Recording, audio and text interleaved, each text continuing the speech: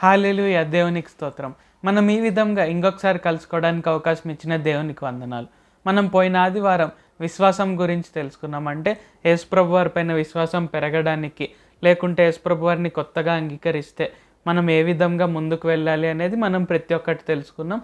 అందులో ముఖ్యంగా 5 విషయాలు మనం తెలుసుకున్నాం. సో, ఈ ఆదివారం మనం దేవుడు మన గతాన్ని ఎలా వాడుకుంటాడు, లేకుంటే మనం చేసిన తప్పుల్ని ఎలా వాడుకుంటాడు, లేకుంటే అసలు తప్పులు చేస్తేనో మన గతం బాగలేకుంటేనో దేవుడు అసలు మనల్ని వాడుకోడా, లేకుంటే దేవుడు ఒకవేళ వాడుకుంటే ఏ విధంగా వాడుకుంటాడు, ఎవరెవరి పట్ల ఆ తప్పుల్ని వాడుకుంటాడు అనేది మనం ప్రతి ఒక్కటి పాయింట్ టు పాయింట్ తెలుసుకుందాం. మొదటగా ఆదికాండం 37వ అధ్యాయం 23వ వచనం నుండి గనుక చదువుకుంటే, యోసేపు తన సహోదరుల యొద్దకు వచ్చినప్పుడు వారు యోసేపు అంగీని అతడు తొడుక్కొని ఉండిన ఆ విచిత్రమైన నిలువుటంగీని తీసివేసి అతన్ని పట్టుకొని ఆ గుంటలో పడద్రోసిరి. ఆ గుంట వట్టిది, అందులో నీళ్లు లేవు.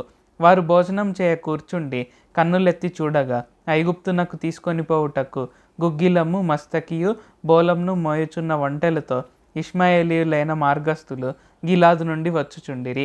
అప్పుడు యూదా, మనం మన సహోదరుని చంపి వాని మరణంను దాచిపెట్టినందువలన ఏమి ప్రయోజనము? ఈ ఇష్మాయేలీలకు వాని నమ్మి వేయుదాం రండి. వాడు మన సహోదరుడు, మన రక్త సంబంధి కదా, వానికి హాని ఏమీ చేయరాదని తన సహోదరులతో చెప్పెను. అందుకు అతని సహోదరులు సమ్మతించిరి. మిద్యానీయులైన వర్తకులు ఆ మీదుగా వెళ్ళుచుండగా వారు ఆ గుంటలో నుండి యోసేపును పైకి తీసి ఆ ఇష్మాయేలీలకు 20 తులముల వెండికి అతన్ని అమ్మివేసిరి. వారు యోసేపును ఐగుప్తునకు తీసుకొని పోయిరి. సో ఈ వచనాలన్నీ చూసుకుంటే ఇది మనలో చాలామందికి తెలిసిన కథ. ఏంటంటే యోసేపుని వారి అన్నదమ్ములు అమ్మివేస్తారు. సో యాక్చువల్గా చూసుకుంటే వారు చంపివేద్దాం అనుకుంటారు. అంటే యోసేపుకు కళ వస్తుంది అనమాట. ఏమని? ఆ కళలో తన సహోదరులంతా అతని ముందర సాష్టాంగ నమస్కారం చేస్తున్నట్టు, అంటే సాష్టాంగ పడి పూర్తిగా నేల మీద పడి వంగి నమస్కారం చేస్తున్నట్టు యోసేపుకు కళ వస్తుంది. అది చెప్పగానే సహోదరులంతా అసూయపడి, అదేంటి మేము నీకు మొక్కుతామా, నువ్వు మాకంటే చిన్నోడివి కదా అని వారు అసూయపడతారు. అట్ ద సేమ్ టైం తన తండ్రి అయినటువంటి యాకోబు కూడా తనని బాగా ప్రేమించడం వలన, అంటే యోసేపుని యాకోబు ఎక్కువగా ప్రేమించడం వలన, అంటే ఇతర సహోదరుల కంటే ఎక్కువగా ప్రేమించడం వలన వారు జీర్ణించుకోలేక అసూయపడి యోసేపుని ఏదో ఒకటి చేసేద్దాం అనుకుంటారు. సో అందరు ఫస్ట్ ఏమనుకుంటారు, యోసేపుని చంపేద్దాం అనుకుంటారు. అయితే అప్పుడు యూదా అంటాడు, ఒకవేళ యోసేపుని చంపి మనం అతన్ని చంపేసినట్టు కనుక దాచిపెడితే మనకేం ప్రయోజనము, అలాగే మన సహోదరుడు కదా, సో మన సహోదరుడిని, మన తమ్ముడిని చంపడం వల్ల మనకేం ప్రయోజనము, మనకు అది హాని అవుతుంది కదా అన్న ఉద్దేశంతో ఏం చెప్తాడు. అట్ ద సేమ్ టైం అదే టైంలో ఇష్మాయేలీలైన వారు వెళ్తుంటారు. అంటే వారు వర్తకులు వెళ్తున్నప్పుడు ఏం చేస్తాడు, వారికి బానిసలుగా అమ్మివేస్తారు. సో ఆ విధంగా యోసేపుని సహోదరులంతా కట్టగలిసి బానిసగా అమ్మివేస్తారు. సో వారు ఐగుప్తులో యోసేపుని తీసుకువెళ్తారు. సో మొత్తానికి చూసుకుంటే ఐగుప్తులోకి చేరాడు యోసేపు, అక్కడ బానిసగా ఉన్నాడు. సో మనందరికి తెలిసిందే, బానిసగా ఉన్నప్పుడు యోసేపు చెరసాలలో ఉంటాడు, రకరకాల కష్టాలు పడతాడు. అయితే ఆ కష్టాల్లో కూడా దేవుడు అతన్ని తోడుండి నడిపిస్తాడు.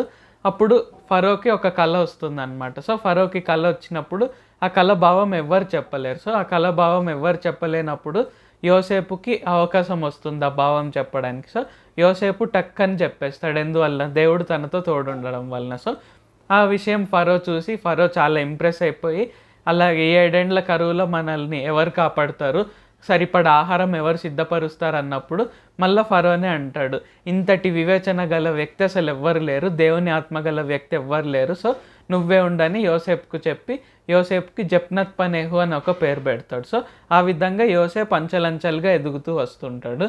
అట్ ద సేమ్ టైం సహోదరులు ఉన్నారు కదా, వారు వచ్చి యాకోబ్కి, వారి తండ్రి అయినటువంటి యాకోబ్కి చెప్తారు, ఇలాగా యోసేపు చనిపోయాడు, ఈ వస్త్రము, ఈ అంగి, నిలువుటంగి నీ కొడుకుదే కదా, నీ చిన్న కొడుకు యోసేపుదే కదా, మాకు ఇది దారిలో దొరికింది, రక్తంతో నిండిపోయింది అని వాళ్ళే ఒక కథ అల్లి చెప్తారనమాట. సో ఆ విధంగా చెప్పేసరికి యాకోబు చాలా ఫీల్ అయిపోయి ఇంకా యోసేపు కోసం బాధపడుతూనే ఉంటాడు, ఏండ్లు బాధపడుతూనే ఉంటాడు. సో ఆ విధంగా చూసుకుంటే ఇక్కడ యోసేపు సపరేట్ అయ్యాడు, యోసేపు రకరకాల కష్టాలు పడ్డాడు, తర్వాత ఎదుగుతూ వచ్చి ఫరో అంతటి వాడయ్యాడు. అంటే ఫరో తర్వాత ఫరో అంతటి వాడయ్యాడు. ఇక్కడ సహోదరులు కూడా అది చెప్పారు, దాచిపెట్టారు, వాళ్ళు అలాగే ఉండిపోయారు. కానీ యాకోబు చూస్తే మాత్రం చాలా బాధపడిపోతున్నాడు, చాలా కుమిలిపోయి ఇంకా ఏండ్లు యోసేపు గురించి ఆలోచిస్తూనే ఉంటాడు. సో ఇక్కడి వరకు మనకు తెలిసిందే. సో మనం 45వ అధ్యాయానికి కనుక వెళ్తే 3వ వచనం నుండి కనుక చదువుకుంటే, అప్పుడు యోసేపు, నేను యోసేపును, నా తండ్రి ఇంకా బ్రతికి ఉన్నాడా అని అడిగినప్పుడు అతని సహోదరులు అతని సముఖమందు తొందరపడి అతనికి ఉత్తరం ఇయ్యలేకపోయిరి. అంతటా యోసేపు, నా దగ్గరకు రండని తన సహోదరులతో చెప్పినప్పుడు వారు అతని దగ్గరకు వచ్చిరి. అప్పుడు అతడు, ఐగుప్తునకు వెళ్ళునట్లు మీరు అమ్మివేసిన మీ సహోదరుడైన యోసేపునని నేనే, అయినను నేను ఇక్కడికి వచ్చునట్లు మీరు నన్ను అమ్మివేసినందుకు దుఃఖపడకుడి, అది మీకు సంతాపం పుట్టనీయకుడి. ప్రాణరక్షణ కొరకు దేవుడు మీకు ముందుగా నన్ను పంపించెను. 2 సంవత్సరముల నుండి కరువు దేశంలోనున్నది. సేద్యమైనను కోత అయినను లేని సంవత్సరములు ఇంకా 5 వచ్చును. మిమ్మును ఆశ్చర్యంగా రక్షించి దేశంలో మిమ్మును శేషంగా నిలుపుటకును ప్రాణంతో కాపాడుటకును దేవుడు మీకు ముందుగా నన్ను పంపించెను. కాబట్టి దేవుడే గాని మీరు నన్ను ఇక్కడికి పంపలేదు. ఆయన నన్ను ఫరోకు తండ్రిగాను అతని ఇంటి వారికి అందరికీ ప్రభువుగాను ఐగుప్తు దేశం అంతటి మీద ఏలికగాను నియమించెను.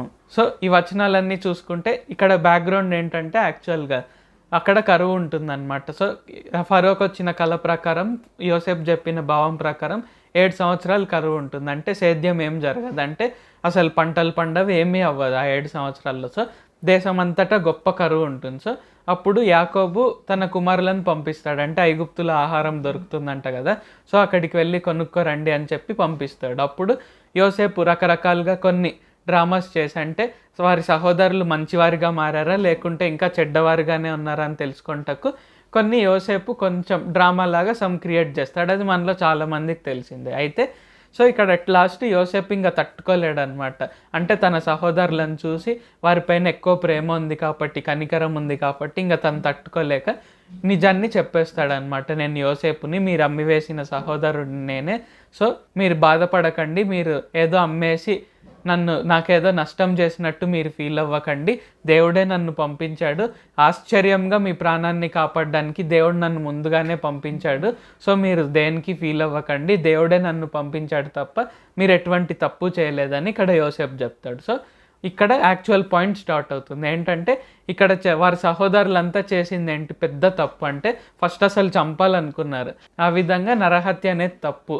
వారి దేవుని యందు భయభక్తులు గలవారే, బట్ స్టిల్ అసూయ వారిని ఓవర్టేక్ చేసేసింది. అసూయ ఓవర్టేక్ చేయడం వల్ల ఏమైంది, అక్కడ వారు ఏదో పెద్ద తప్పు చేయబోయారు. సో ఇక్కడ మనం ఫస్ట్ చూసుకుంటే యాక్చువల్గా అయితే వారు చంపేయాలి. అయితే వారు దేవుని యందు భయభక్తులు గలవారు కాబట్టి దేవుడు ఫస్ట్ వారి హృదయాల్లో క్రియ జరిగించాడు. అంటే యూదాను ఎన్నుకొని యూదాలో క్రియ జరిగించి, అరే చంపకూడదు అని ఒక ఆలోచన పుట్టించాడు. అంటే సహోదరుణ్ణి చంపడం నేరము, ద్రోహం అవుతుంది కదా, అలా చేస్తే మనకు ప్రయోజనం ఏమవుతుందని యూదాని దేవుడు వాడుకున్నాడు. అంటే సో అప్పుడు ఏం చేస్తాడు దేవుడు, చంపకుండా అక్కడ యోసేపుని ఆపుతాడు. అంటే ఫస్ట్ థింగ్ అక్కడ యూదా అలాగే మిగిలిన సహోదరులందరిపైన ఎక్కువ పాపం రాకుండా ఇక్కడ దేవుడే కాచి కాపాడాడు. ఎందుకు, వారి దేవుని యందు భయభక్తులు గలవారు కాబట్టి, వారి దేవుని సన్నిధిలో ప్రతిరోజు గడిపేవారు కాబట్టి. సో ఆ విధంగా మనం ఫస్ట్ తెలుసుకోవాల్సింది ఏంటంటే, మనం ఒక్కసారి దేవుణ్ణి తెలుసుకుంటే, ఒక్కసారి యేసుప్రభువే మార్గం, సత్యం, జీవము, ఆయన ద్వారానే పరలోకానికి వెళ్తాను, ఆయన నా కొరకే శిలువ పైన మరణించాడు అని మనం ఎప్పుడైతే నమ్ముతామో,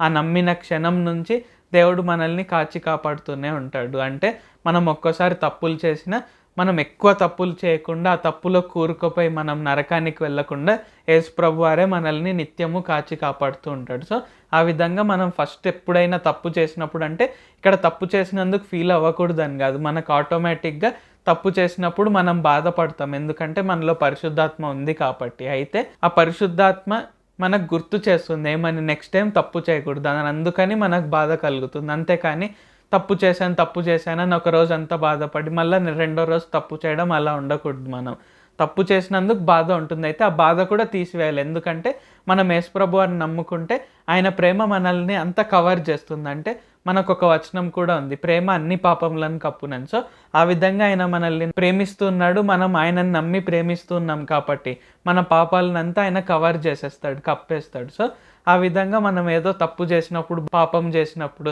ఇంకంత జీవితమే అయిపోయింది, నేను అసలు బ్రతికే వ్యర్థము, నేను చచ్చిపోతాను, అసలు నేను దేవుని ముందర నా ముఖాన్నే చూపించుకోలేనని ఆ విధంగా ఆ ఎక్స్ట్రీమ్కి వెళ్ళకూడదు. అట్ ద సేమ్ టైం దేవుడు ప్రేమిస్తాడు కదా, దేవుడు కృప చూపిస్తాడు కదా అని మనం ఇష్టం వచ్చినట్టు పాపాలు చేయకూడదు. సో ప్రతి దాంట్లో ఒక బ్యాలెన్స్ ఉండాలి. సో ఆ విధంగా తప్పు చేసినప్పుడు ఎక్కువ ఫీల్ అయిపోవాల్సిన పని లేదు, ఎందుకంటే దేవుడు మనల్ని క్షమిస్తాడు, మనం ఇంకా అదే స్పిరిట్తో మనం కనుక ప్రార్థిస్తే, దేవా నాకు శక్తినివ్వండి తండ్రి, నేను ఇంకెప్పుడు ఆ తప్పు ఆ పాపం చేయకూడదు అంటే, మనలో ఉన్న పరిశుద్ధాత్మ ద్వారా దేవుడు ఆ శక్తిని మనకిస్తాడు. సో అదే విధంగా ఇక్కడ యూదా వారి సహోదరుల విషయంలో కూడా వారు ఎక్కువ తప్పులు చేయకుండా దేవుడే అక్కడ కాచి కాపాడాడు. అయితే వారు తప్పు చేస్తారు, ఎందుకంటే అసూయ వారిని ఓవర్టేక్ చేసేసింది కాబట్టి. సో ఆ విధంగా దేవుడు ఎక్కడ ఎక్కువ తప్పు జరిగించకుండా కాపాడి వారిపైన ఎక్కువ నేరం రాకుండా, ఎక్కువ పాపం రాకుండా చూసుకున్నాడు. అట్ ద సేమ్ టైం ఐగుప్తుకి పంపించాలి, ఎందుకంటే అది ప్రణాళిక. అంటే యోసేపుకి కల వచ్చింది, ఒక దర్శనం ఉంది, ఏంటి, తన సహోదరులంతా తన ముందు సాష్టాంగపడి నమస్కారం చేస్తారని. సో అది నెరవేరడానికి దేవుడు దీన్ని వాడుకున్నాడు, ఈ సిచ్యువేషన్. అంటే అక్కడ జరిగిన చాలా పెద్ద తప్పు, చాలా పెద్ద పాపం అయినప్పటికీ దేవుడు దాన్ని వాడుకొని యోసేపుని ఫరోకి తండ్రిగాను, ఇతరులకు రాజుగా నియమించాడు. సో ఆ విధంగా మన జీవితాల్లో కూడా ఎవరన్నా మనల్ని మోసం చేసినప్పుడు, లేకుంటే ఎవరైనా మనల్ని తొక్కేయాలని చూసినప్పుడు, మనల్ని నాశనం చేయాలని చూసినప్పుడు మనం వారిపైన కోపం ఉంచుకోకూడదు. ఇక్కడ యోసేపు జీవితంలో కూడా యోసేపు వారిపైన కోపం ఉంచుకోండొచ్చు. అంటే సహోదరులు ఎట్లన్నా నేను వారిపైన కక్ష సాధిస్తాను, ఎందుకంటే వారు నన్ను నమ్మి వేశారు అనే ఆ మైండ్ సెట్లో ఉండకుండా, దేవుడే నన్ను ఇక్కడికి పంపించాడు, మీరు కాదు, సో మీరు దేనికి ఫీల్ అవ్వాల్సిన పని లేదని వారిపైన ప్రేమని కుమ్మరిస్తున్నాడు. అంటే సహోదరుల పైన కక్షని, ద్వేషాన్ని తనలో నింపుకోలేదు, వారిపైన చేదుని నింపుకోలేదు. ఇన్స్టెడ్ వారు వచ్చిన వెంటనే మనం చూసుకున్నట్లయితే యోసేపు ఏడుస్తూనే ఉంటాడు, లోపల కుమిలిపోతూనే ఉంటాడు. ఇంకో పక్క ఆనందం, సహోదరులను చూశాను, నా దగ్గరికి వచ్చారు వాళ్ళన్న ఆనందం. సో ఆ విధంగా రకరకాల మిక్స్డ్ ఫీలింగ్స్లో నిన్నాడే కానీ యోసేపు ఎప్పుడు వారిపైన కక్ష పెంచుకోలేదు, ద్వేషం పెంచుకోలేదు, ఎట్లయినా ప్రతీకారం తీర్చుకుంటాను అనుకోలేదు. సో ఆ విధంగా ఎవరైనా మనకు చెడు చేస్తే ఏమో అది ఫ్యూచర్లో దేవుడు మన వాగ్దాన నెరవేర్పు పట్ల వాడుకుంటూ ఉండొచ్చు. సో ఆ విధంగా దేవుడు ప్రతి ఒక్క సిచ్యువేషన్ని, ప్రతి ఒక్క సంఘటనను వాడుకుంటాడు. అది చిన్నదైనా పెద్దదైనా ఏదైనా మన జీవితంలో జరిగే ప్రతి క్షణాన్ని దేవుడు వాడుకుంటాడు. జరిగిపోయిన దాన్ని, జరిగేది, జరగబోయేది ప్రతి ఒక్క దాన్ని వాడుకొని మనల్ని ఆయన కొరకే గొప్ప సాక్షులుగా నిలబెడతాడు. సో మనం చేయాల్సిందల్లా వాగ్దానం నెరవేరినప్పుడు, మనం గొప్ప స్థితిలో ఉన్నప్పుడు, మనల్ని ఎవరైతే హింసించారో, లేకుంటే మన పైన ఎవరన్నా చెడ్డగా మాట్లాడినా వారిపైన కక్ష ఎక్కువగా పెంచుకోకూడదు. మనం యోసేపు వల్లే ప్రేమించాలి, ఇంకా అంతకన్నా ప్రేమించాలి. ఎందుకంటే మనలో పరిశుద్ధాత్మ ఉంది కాబట్టి, దేవుడే మనలో ఉన్నాడు కాబట్టి, యేసుప్రభు వారే మనలో ఉన్నాడు కాబట్టి, మనం యేసుప్రభు వారు ఎలాగైతే ప్రేమిస్తారో మనం ఆ విధంగా ప్రేమించాలి. ఆ విధంగా ప్రేమించే హృదయాన్ని ఇవ్వమని మనం దేవుణ్ణి ప్రతిరోజు ప్రార్థన చేస్తుండాలి. సో ఇక్కడ ఫస్ట్ మనకు తెలిసింది ఏంటంటే, యోసేపు జీవితంలో జరిగిన ఆ క్రూరమైన సంఘటనని, ఆ విషాదకరమైన సంఘటనని దేవుడు గొప్పగా వాడుకొని ఇక్కడ యోసేపు ఫరోకే తండ్రిగా నియమించాడు, మిగిలిన అందరికీ రాజుగా నియమించాడు. సో ఆ విధంగా దేవుడు మన గతం ఎలాగున్నా, మనం తప్పులు చేసినా దాన్ని వాడుకుంటాడు. సో ఇక్కడ యూదా సహోదరులంతా తప్పు చేశారు, అయితే ఆ తప్పు వారిపైన రాణించాడా? దేవుడు రానివ్వలేదు, ఎందుకంటే వారు దేవుడిని ప్రార్థిస్తున్నారు, దేవుని యందు భయభక్తులు కలిగి ఉన్నారు కాబట్టి. సో ఆ విధంగా మనం దేవుడిని ప్రేమించి, దేవుని యందు నమ్మిక ఉంచి, విశ్వాసం ఉంచి ప్రతిరోజు కనుక భయభక్తులు కలిగి ప్రార్థిస్తూ ఉంటే, మన తప్పులు చేసిన దేవుడు ఆ తప్పులు మన పైకి రాకుండా చూసుకుంటాడు. అండ్ అగైన్ ఆ తప్పులు చేస్తూ ఉండాలి, చేసినా ఏం కాదులే అన్న రెక్లెస్ యాటిట్యూడ్లో కూడా మనం ఉండకూడదు. సో మనం ఆ బ్యాలెన్స్ కరెక్ట్గా చూసుకొని మనం దేవుని యందు విశ్వాసం పెంచుకుంటూ ఉండాలి. సో మనం చూసుకున్న విధంగా యోసేపు జీవితంలో జరిగిన ఆ సంఘటనని వాడుకున్నాడు, ఆ తప్పు కూడా యూదా అండ్ సహోదరుల పైన రాకుండా దేవుడు చూసుకున్నాడు. మనం ఇలాంటి ఎగ్జాంపులే ఇంకొక వ్యక్తి జీవితంలో కూడా చూసుకుందాం. యోనా గ్రంథం 1వ అధ్యాయం 12వ వచనం నుండి చదువుకుంటే, నన్ను బట్టి ఈ గొప్ప తుఫాను మీ మీదికి వచ్చెనని నాకు తెలిసి ఉన్నది, నన్ను ఎత్తి సముద్రంలో పడవేయుడి, అప్పుడు సముద్రము మీ మీదికి రాకుండా నిమ్మలించునని అతడి వారితో చెప్పినను. వారు ఓడను దరికి తెచ్చుటకు తెడ్లను బహుబలంగా వేసిరి గాని, గాలి తమకు ఎదురై తుఫాను బలం చేత సముద్రం పొంగి ఉండుట వలన వారి ప్రయత్నము వ్యర్థమాయెను.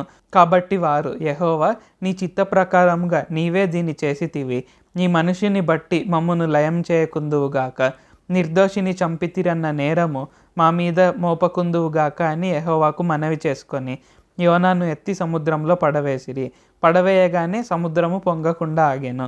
ఇది చూడక ఆ మనుషులు యెహోవాకు మిగుల భయపడి ఆయనకు బలి అర్పించి మొక్కుబడులు చేసిరి. గొప్ప మత్స్యము ఒకటి యోనాను మింగవలనని యెహోవా నియమించి ఉండగా యోనా 3 దినములు ఆ మత్స్యం యొక్క కడుపులో నుండెను.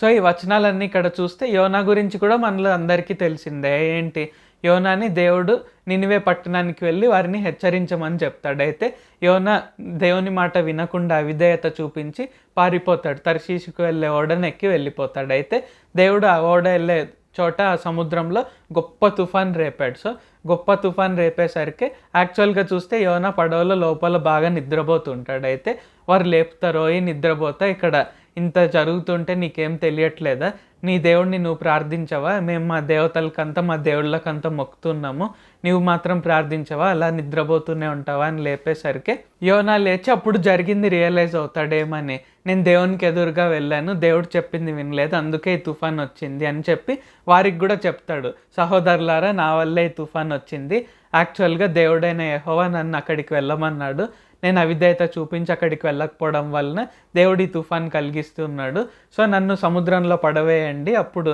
ఏం కాదని చెప్తాడు. అయితే వారు అది జీర్ణించుకోలేక ఒక మనిషిని ఎలా పడవేస్తామని చెప్పి రకరకాల ప్రయత్నాలన్నీ చేస్తారు. రకరకాల ప్రయత్నాలు చేసి ఓడను ఎలాగన్నా సాఫీగా తీసుకువెళ్ళాలి, తుఫాన్లో నుండి బయటపడాలన్నట్టు ఆలోచిస్తుంటారు. అయితే తుఫాన్ ఇంకా ఎక్కువ అయ్యేసరికి, గాలి ఇంకా ఎక్కువ అయ్యేసరికి వారు అలా కాదు, ఇంక ఇతను చెప్పేదే కరెక్ట్ ఏమో అని చెప్పి ఫస్ట్ దేవుడైన యెహోవాకు ప్రార్థన చేస్తారు. ఏమని, ఒక నిర్దోషిని చంపామన్న దోషం మా మీదకి రాకుండా చూడు దేవా అని దేవుడైన యెహోవాకు వారు ప్రార్థన చేస్తారు. సో ఆ విధంగా ప్రార్థన చేసి యోనాని సముద్రంలో పడవేస్తారు. సో ఇక్కడ మనం చూసుకుంటే యోనా చూపించిన అవిధేయత వలన గొప్ప తుఫాన్ వచ్చింది. దానివలన ఇక్కడ యోనా సఫర్ అయ్యాడు, అలాగే మిగిలిన వాళ్ళ ఓడలో వచ్చే ప్రయాణికులంతా సఫర్ అయ్యారు. అయితే ఇక్కడ మనం ఒక పాయింట్ గమనించాలి.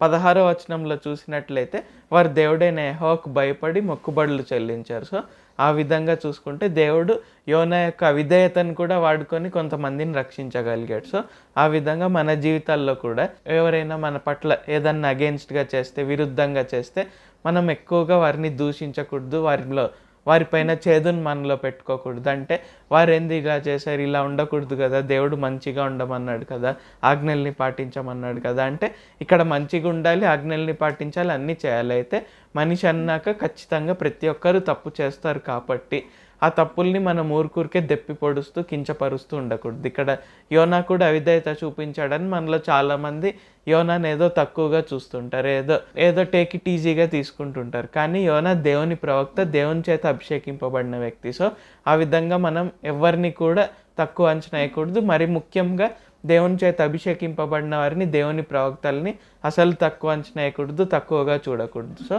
ఆ విధంగా యోనా యొక్క అవిధేయతను కూడా వాడుకొని దేవుడు కొంతమందిని రక్షించగలిగాడు. సో ఆ విధంగా మన జీవితాల్లో చూసుకున్న దేవుడు వాడుకోవాలనుకుంటే ఏదైనా వాడుకోగలుగుతాడు. సో మనం దేవుడు ఇలానే వాడుకుంటాడు, అలానే వాడుకుంటాడని కొన్ని టెంప్లెట్స్ వేసుకొని ముందుకు వెళ్ళకూడదు. సో దేవుడు వాడుకోవాలనుకుంటే ఏదైనా వాడుకుంటాడు కాబట్టి మనం ఎవరిని తీర్పు తీర్చకూడదు. అందుకే మత్తయి సువార్త 7వ అధ్యాయం 1వ వచనంలో రాయబడి ఉంటుంది, ఏమని, తీర్పు తీర్చకూడి అప్పుడు మిమ్మల్ని గురించి తీర్పు తీర్చబడదు అని. సో ఆ విధంగా మనం ఎవరికి తీర్పు తీర్చకూడదు అండ్ అందరినీ ప్రేమగా చూడాలి. దేవుడు మనల్ని ఏ విధంగా అయితే ప్రేమిస్తున్నారో, యేసు ప్రభు వారు మనల్ని ఏ విధంగా అయితే ప్రేమిస్తున్నారో ఆ విధంగా మనం ఇతరులను ప్రేమించాలి, ఇతరులపైన కనికరం చూపించాలి, కృప చూపించాలి. ఆ విధంగా ఉండాలి తప్ప మనం ఎవరిని దూషించడం, కించపరచడం, ఏదో వారికంటే హై స్టేటస్లో ఉన్నాను నేను అన్న ఇది ఉండడం, అలాంటివన్నీ మనం తీసివేస్తుండాలి.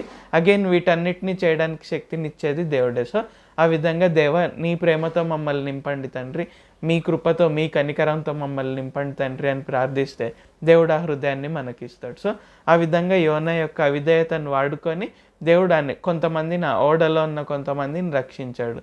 ఆ తర్వాత మనకందరికి తెలిసిందే, తిమింగలం కడుపులో యోనా 3 రోజులు ఉంటాడు. ఆ తిమింగలం వచ్చి కరెక్ట్గా నినివే ఒడ్డున తనని ఉమ్మేసి వెళ్ళిపోతుంది. సో ఆ విధంగా యోనా నినివేకి చేరుకుంటాడు, దేవుడు చెప్పినట్లు వాళ్ళకి చెప్తాడు, నినివే వారు మారుతారు. సో అదంతా మనకు తెలిసిందే. సో ఇక్కడ మన పాయింట్ ఏంటంటే, మొదటగా యూదా అలాగే సహోదరులందరూ ఏం చేశారు, యోసేపు నమ్మివేశారు. కానీ దేవుడు దాన్ని ఎలా వాడుకున్నాడు, ఆ సిచ్యువేషన్ని యోసేపు కళ నెరవేర్చడానికి దేవుడు వాడుకున్నాడు. ఇక్కడ యోనా ఏమో యాక్చువల్గా నినివేకి వెళ్ళాలి, కానీ తర్షీషుకు వెళ్తుంటే దేవుడు ఏం చేశాడు, ఆ విధేయతను వాడుకొని ఆ ఓడలో ఉన్న వారిని అంతా రక్షించాడు. సో ఆ విధంగా మనం చూసుకుంటే బైబిల్‌లో చాలామంది ఉన్నారు. ఎలాగంటే ఇప్పుడు పౌలు ఉన్నాడు. అపోస్తలుడైన పౌలు ఏంటి యాక్చువల్‌గా ముందు తన పేరు సౌలు. అనేక మందిని యేసు ప్రభువారిని ఎరిగిన వారిని హింసించాడు, దూషించాడు, కించపరిచాడు. వీలైతే చంపాడు. సో, ఆ విధంగా చూసుకుంటే సౌలు ఏమేం చేయాలో అన్ని రకాలుగా యేసు ప్రభువారికి విరుద్ధంగా చేశాడు. అయితే సౌలుని ఏం చేశాడు? దేవుడు పౌలుగా మార్చి అనేక ఆత్మలు రక్షించేవానిగా వాడుకున్నాడు. సో, ఆ విధంగా మన జీవితాల్లో ఫస్ట్ థింగ్ ఎవరన్నా ఎదుటి వాళ్ళు తప్పు చేస్తుంటే మనం వారిని దూషించకూడదు. వారికి ఇంకా మంచి మాటలతో యేసు ప్రభువారిని గూర్చిన సువార్తను చెప్తూ వారిని సరిదిద్దే ప్రయత్నమే చేయాలి తప్ప, ఆ సరిదిద్దే ప్రయత్నంలో కూడా ఏదో అధికారం చెలాయిస్తున్నట్టు కాకుండా నెమ్మదిగా ప్రేమతో చెప్పాలే తప్ప వారిని దూషించకూడదు, అందరి ఎదుట కించపరచకూడదు, లేకుంటే వారిని గురించి గాసిప్ స్ప్రెడ్ చేయకూడదు. సో, ఆ విధంగా మనం ఉండకూడదు. మనం ఇతరులను ప్రేమించాలి. అండ్ ఇక్కడ ఇంకొక పాయింట్ ఏంటంటే, మన జీవితాల్లో కూడా మనం ఏదైనా తప్పులు చేస్తే దేవుడు మనల్ని ఏదో తోసివేసేస్తాడేమో, అసలు ఇంకా వాడుకోడేమో.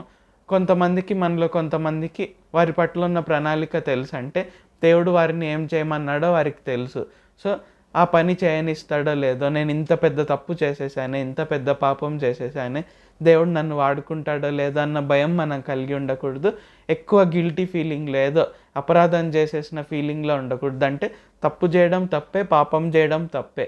అయితే ఆ ఫీలింగ్ కొంతవరకే ఉండాలి. మనం వెంటనే యేసు ప్రభువారి దగ్గరికి వెళ్ళిపోయి, దేవుని దగ్గరికి వెళ్ళిపోయి, దేవుని సన్నిధికి వెళ్ళిపోయి, ఆయన వాక్యాన్ని చదువుతూ ప్రార్థన చేస్తూ ఉంటే మనం ఆ తప్పులు, పాపాలు చేయకుండా ఉండడానికి దేవుడే మనకు శక్తిని మళ్ళీ ఇస్తాడు. సో, ఆ విధంగా ఉండాలే తప్ప నేను తప్పు చేసేసానే, దేవుడి దగ్గరికి ఎలా వెళ్తాను, పాపం చేసేసాను, నా ముఖం దేవుడికి ఎట్లా చూపించుకుంటానని మనం ఈ విధంగా ఉండకూడదు. సో, అట్ లాస్ట్ మనం తెలుసుకుంది ఏంటంటే, మనం తప్పులు చేసినా, పాపాలు చేసినా దేవుడు వాడుకోవాలనుకుంటే ఖచ్చితంగా వాడుకుంటాడు. సో, దేవుడిని ఆపేవారు ఎవ్వరు లేరు. ఆయన వాడుకోవాలనుకుంటే వాడుకుంటాడు, లేకుంటే లేదు. ఆయన వాడుకోవాలనుకున్నప్పుడు మనం ఏ విధంగా ఉన్నా ఆయన వాడుకుంటాడు. ఒకవేళ దేవుడు వాడుకోకూడదు అని ఒకసారి డిసైడ్ అయితే మనం ఎన్ని మంచి పనులు చేసినా, ఎన్ని గొప్ప పనులు చేసినా దేవుడు వాడుకోడు. సో, ఆ విధంగా అట్ లాస్ట్ దేవుని చిత్తం నెరవేరుతుంది తప్ప మనం చేసే క్రియల వల్ల దేవుని చిత్తం మారిపోతుందని ఏం లేదు. అందుకే దేవుడు నీతిమంతులు అని ఎవరిని అంటాడు?